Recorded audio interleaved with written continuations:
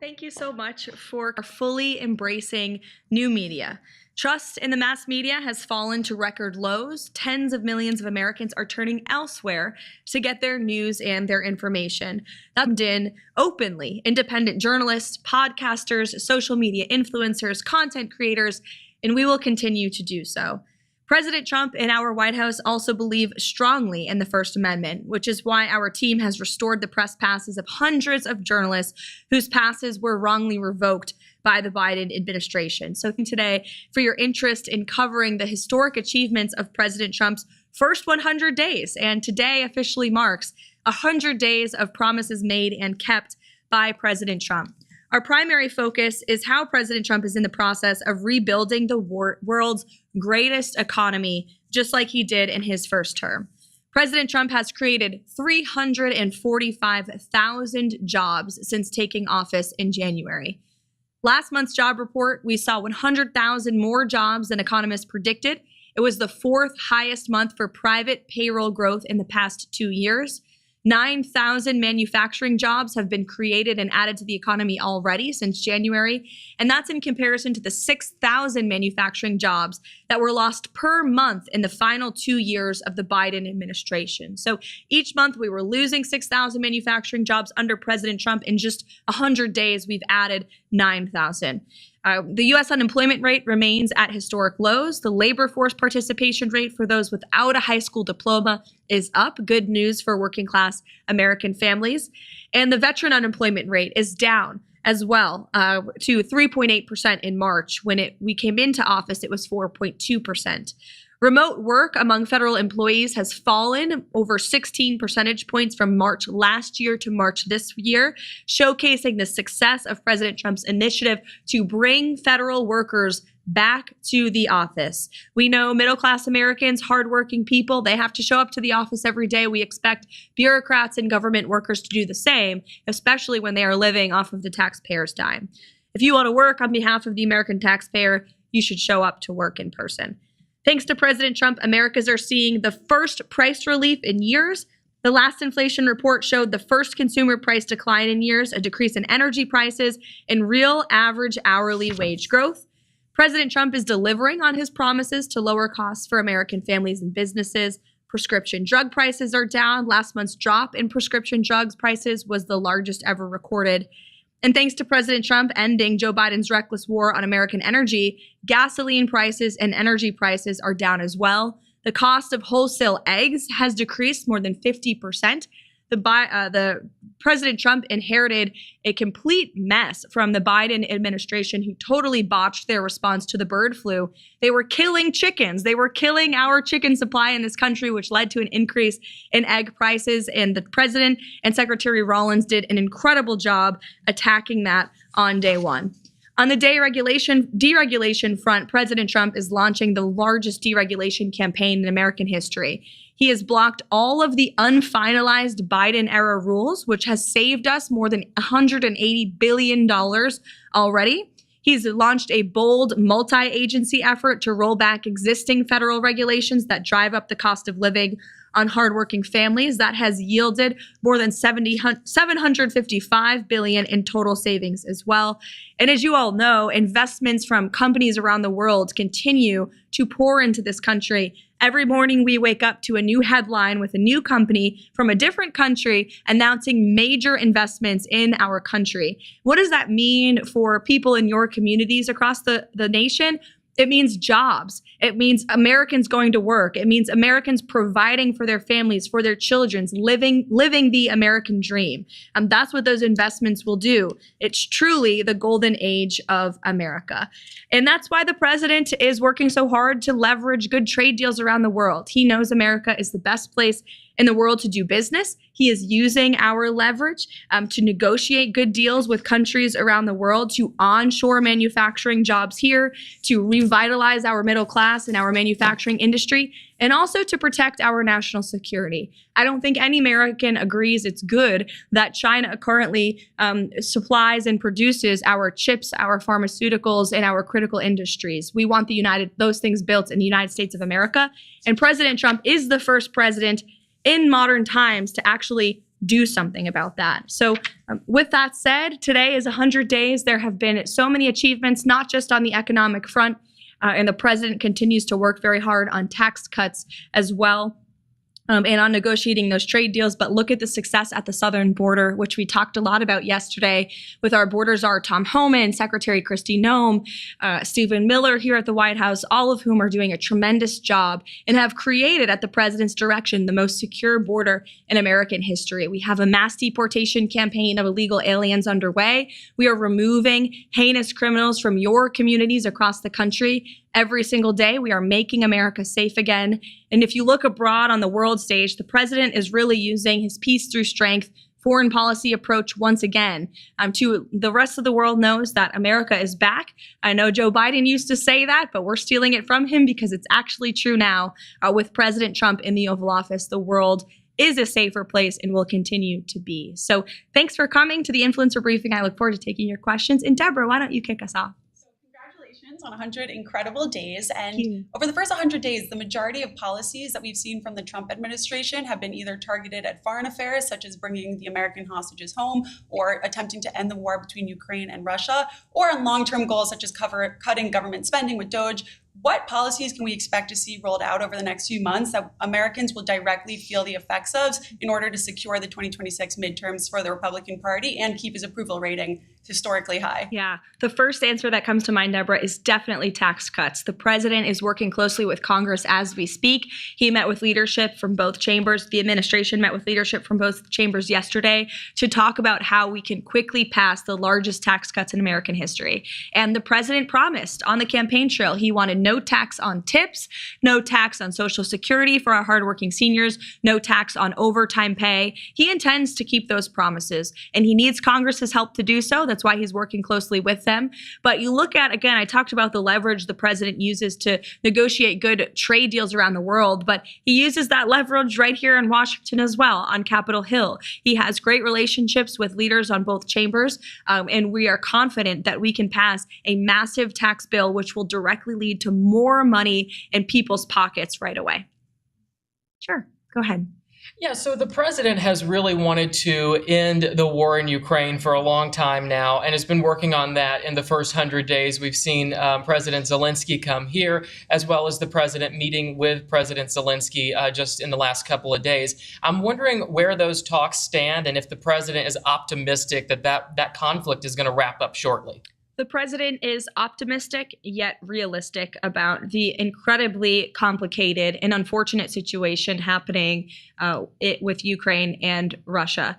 First of all, this is Biden's war. It would have never started if President Trump were in office. There is a reason that Putin did not invade Ukraine when President Trump was in the Oval Office, and it's because, again, President Trump leveraged the power of the United States to warn Putin not to do it. And the president has spoken about that in those direct warnings to the Kremlin that he gave in his first term. And then we had a mentally incompetent president in Joe Biden who didn't even know what day it is, never mind knew how to prevent war. And the entire world took advantage of that and took advantage of America's lackluster leadership abroad. And so we've had this terrible war. The president talks about it all the time. He's briefed on it constantly. There are men dying on the front lines of this. An entire generation is being wiped out. And enough is enough. The president has made it very clear he wants to see this end at the negotiating table, not on the battlefield. He has spoken directly to both sides of this war. He most recently met with President Zelensky at the Vatican when he attended the funeral of Pope Francis. And he remains optimistic that both sides will come together to negotiate peace. There are a lot of complexities on both sides of this war, but so he's realistic about that, but he is optimistic that we are moving in the right direction. And if you just take a step back and look at where we are now, where you have concessions from both sides publicly, where you have ceasefire proposals from both sides. The president's made it clear he wants a permanent ceasefire first, but you actually have the United States talking to Russia. You have the United States talking to the Ukrainians on a daily basis, communicating with both sides. Look at that compared to where we were when we came into office, where neither side was talking. There was just one approach to ending this war. No one was really talking about a peace deal. We were just talking about continuing to send blank checks to continue funding the fighting and the killing. This war has been a meat grinder. Young men are dying. Women and children are dying as a collateral result of the military conflict, and the president wants to see it end as quickly and soon as possible. And I can tell you, watching firsthand, he has exuded a tremendous amount of effort into this war. He's getting frustrated with the amount of effort this has taken, and he's made that clear to both sides. But he remains optimistic that we can get this done. Brendan. I was wondering if you'd indulge me in a quick round of Trump trolling or Trump truthing. Sure, let's do it. Okay, good. Love it. Rapid fire. Greenland joining America. Definitely Trump truthing. Canada becoming a 51st state. Trump truthing all the way. And the Canadians would benefit greatly, let me tell you that. Eliminating the IRS. I think that is an optimistic goal, and the president, so I would say we're on the side of truthing there for sure. And the president, again, wants to see tax cuts, and he wants to see this massive revenue that we can gain from tariffs as well, which will create the external revenue service. So that's a definitive goal for sure. And most importantly, Trump 2028. Trump trolling, although the hats are flying off the shelves. Yes.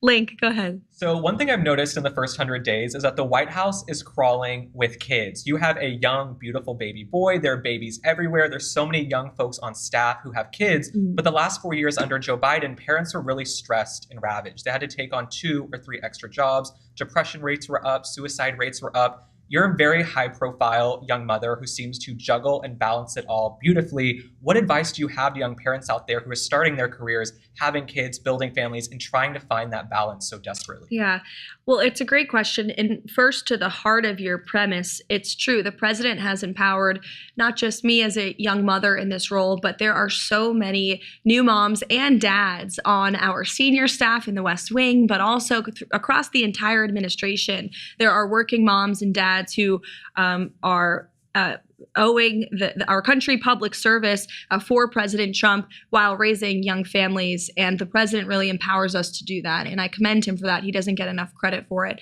But as for the president is implementing policies every day to uplift young families and young people. He talked so much about young people and talked directly to young people so much on the campaign trail. It really, I think, inspires him when he is around young people and a young audience. And he wants to restore the American dream for the next generation, not just our generation of young folks, but our children and our grandchildren. What does that look like? Home ownership, the ability to afford a home, to live, to have a good paying job. That's part of this effort to onshore jobs, because you have an entire generation going to these incredibly expensive and liberal higher education universities, coming out saddled with debt and then unable to get a good paying job. The president wants to put an end to that, and so that young people can provide for their families and truly live the American dream. So to young people around the country, the president hears you, he sees you, he loves you, and he wants to uplift you. And all of the policies he's implementing every day are to provide a more prosperous and safe and free America for future generations. You're welcome. Sure. Nice to meet you, Hi, Karoline. you too. Thank you so much for the time. Sure. Tagging off of Link's question about young people, one of the most pressing challenges for Gen Z right now is the lack of home ownership. As of 2025, I believe the median age is 38 years old of first-time home buyers, which is, a hindrance to starting families for a lot of people. How does the Trump administration plan on tackling this in the next 4 years? It's a major issue. As you mentioned, that's directly impacting young people and young families. And the president is, I think, tackling it head on already. The reason that homes have become so unaffordable is because of the massive inflation crisis caused by the previous administration. Not just the cost of a home, but everything that goes into building a new home went up and through the roof, right? We also saw mortgage rates reach incredible highs under the previous administration. So a few things. The president wants to bring down the cost of living, which he is already doing, as I mentioned in my opening remarks, which will increase our supply of homes across across the country, but he also wants to bring down mortgage rates and interest rates to make it easier for young people and all people to borrow money, to take out those loans, to buy your first home. And so we got to increase the supply, bring down costs, and bring down interest rates and mortgage rates. And by the way, those are all things the president successfully did in his first term. When he left office, inflation was a record low 1.4%. Interest rates, mortgage rates also hit record lows in his first term. So this is a proven economic formula that works. It takes time to get there. We are in the process of the golden age. The president and the admin are slashing regulation every day, cutting red tape, cutting costs, and we need, again, Congress to pass those tax cuts to put more money back in people's pockets so they have greater purchasing power as well. You're welcome. Sure. Teresa Nwuka with Independent Women and WMAL. Oh, great. We love working with the administration to really tout policies that work for families and work for small businesses in this country. Next week is Small Business Week, and I know that the SBA will be, championing all the small businesses, the millions in this country, almost half of which are women-owned. But I'd love to find out what the president feels about independent contractors who are not typical W-2 employees, not 9-to-5 workers, but who hang their own shingle. They're 1099 workers. We saw the Biden administration really try to crack down on that small business entrepreneurial spirit. And we're hopeful that the administration would overturn what the Biden administration did and maybe even work with Congress to pass some lasting changes, codify some lasting changes that would protect, your ability to be self-employed, your ability to be a small business owner. Well, the president is a businessman at heart himself, right? He's a real estate developer, and I think that's a large reason the American people elected him the first time and the second time, because they trust in him. And small businesses are the backbone of our American economy. I come from a small business family myself, and the president knows what small business families need and independent contractors need, entrepreneurs need. You need less government in the way. You need less regulation. You need low energy costs, low taxes, a low cost of living, a low cost of goods. And that's exactly what the president is focused on doing, while simultaneously, effectively leveraging tariffs to protect our middle class and our working class and our manufacturing base. You look at our auto industry, think about Michigan. It used to be the heartland of the auto industry of the world. It was the auto capital of the world. And unfortunately, so many of those jobs have gone overseas. And so the president wants to protect good paying jobs here at home and unleash the might of our economy for small business owners. And that includes removing red tape and cutting taxes. And as for independent contractors and what the president would hope to do with Congress, we'll definitely check back in on that and get you an answer, because it's an important question. You're welcome. Sure. Hi, Will Upton, the National Pulse. You kind of gave us an overview of negotiations between Ukraine and Russia 100 days in. What would the next steps look like, though, if we don't reach an agreement by, say, this summer? And also, can you give us an update on the rare earth minerals deal with Ukraine? And is there any kind of response from the administration to Greenlandic Foreign Minister Vivian Motzfeldt and some of her comments about maybe seeking aid with China? Sure. To your first question about the critical minerals deal, the president is confident that will be signed. Ukraine needs to sign it. They should sign it. It's not just good for the United States to recoup the billions of tax dollars we've spent and onshore some of those critical minerals, but certainly it's good for the Ukrainian people when this war is over to rebuild their country. It's an economic partnership between the United States and Ukraine. That's what the president envisions, and he wants Ukraine to sign that deal. He's confident that they will. As for what it would look like later down the road, I don't want to get ahead of the president, obviously, but again, I will reiterate, he's increasingly grown frustrated in the amount of time our Secretary of State recently said, there's not much more time or effort the United States has to give to this effort, and so we need both sides to come to the table to negotiate. As for Greenland, I hadn't seen those comments. If true, I'm sure they are. Certainly an interesting strategy to cozy up to communist China. Greenland needs the United States of America. We subsidize their national security and their defense. And the president has rightfully pointed out the great strategic importance that Greenland serves for not just our national security and economic interests, but for our country and for the world as a whole. And we can't allow Chinese or Russian influence to continue to infiltrate places like Greenland or the Panama Canal, I may add. Into the back. Can you talk about the importance of a stock market all-time high, specifically in relation to the midterms? And it seems like a lot of folks, when Trump was elected, they thought that stock market goes up. He really cares about that. He uses it as a measurement of the economy. It's gone down, but still up, over the last 12 months or so. So how much of that is playing into some of the economic policy decisions? I think the president has spoken on this. He said the stock market gets yippee, but he doesn't get yippee. He trusts in his economic agenda and formula, obviously. And, Wall Street made out very well in President Trump's first term. President Trump also wants to look out for Main Street and do what's best for both. So I think the president right now, his main focus, what drives him to make decisions is what's best for the working class Americans, for the American worker, for the small business owner, for American families. And he's trying to correct the wrongs of the last several decades, not just the last 4 years with the economic and inflation nightmare caused by the Biden administration, but of the unfair trade practices that have ripped off our country for a very long time. So look, the stock market goes up, it goes down, but President Trump has a goal, he has a vision, and he's remaining very much committed to that.